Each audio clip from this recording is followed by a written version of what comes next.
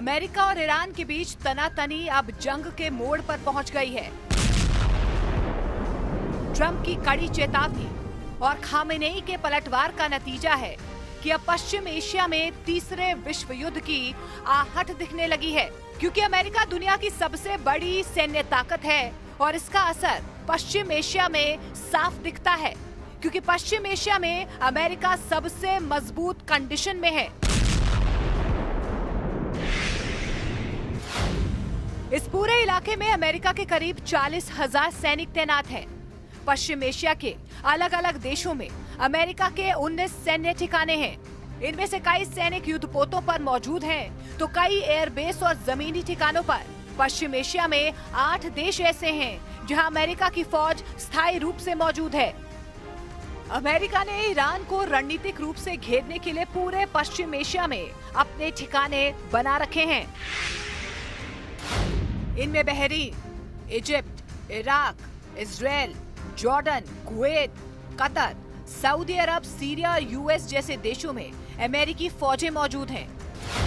Qatar का अल उदेद airbase इस इलाके में अमेरिका का सबसे बड़ा सैन्य अड्डा है, जबकि बहरीन में अमेरिकी नेवी का 5वां बेड़ा तैनात है, जो समुद्र पर लगातार निगरानी रखता है।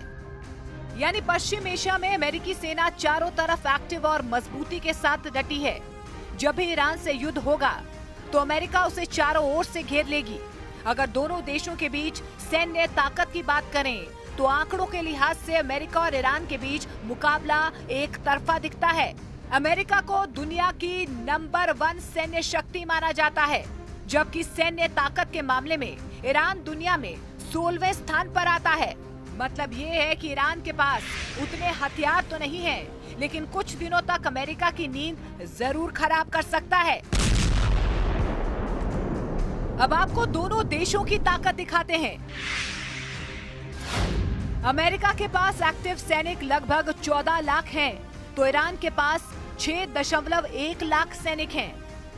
युद्ध विमानों की बात करें, अमेरिका के पास 13,000 से ज्यादा विमान हैं, तो ईरान के पास इनकी संख्या 550 से 560 है। दोनों देशों के वॉरशिप की बात करें तो अमेरिका के पास 11 युद्धपोत हैं, जबकि ईरान के पास ये संख्या 0 है। अमेरिका के पास 70 पनडुब्बी हैं, तो ईरान के पास उसकी आधी से कम यानी कि सिर्फ 25 पनडुब्बी हैं। बैलिस्टिक मिसाइल के मामले में भी अमेरिका ईरान से कई गुना आगे है। अमेरिका के पास 25,000 से ज्यादा बैलिस्टिक मिसाइलें हैं, तो इधर ईरान के पास सिर्फ 3,000 बैलिस्टिक मिसाइलें हैं। परमाणु हथियारों की बात करें तो अमेरिका के पास 5100 से 5400 के बीच परमाणु हथियारों का दावा किया जाता है, जिनमें 1600 से 1700 परमाणु हथियार तैनात हैं, जबकि ईरान के पास ये संख्या 0 है। हालांकि ईरान की असली ताकत उसकी मिसाइल और ड्रोन क्षमता में मानी जाती है।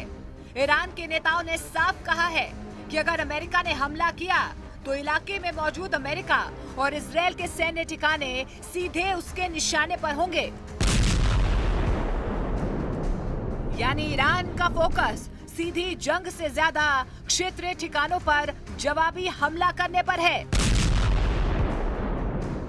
और यही वजह है कि अमेरिका की भारी सैन्य ताकत के बावजूद ये टकराव आसान नहीं माना जा रहा है। ईरान सीमित संसाधनों के बावजूद ऐसे हथियार रखता है जो कुछ वक्त के लिए अमेरिका की रणनीति को चुनौती दे सकते हैं और पूरे इलाके में हड़कंप मच सकता है। यानी जंग अगर लंबी चली तो अमेरिका का पलड़ा जरूर भारी है, लेकिन ईरान अपनी मिसाइल और ड्रोन कैपेसिटी से अमेरिका और उसके दोस्तों की नींद जरूर उड़ा सकता है।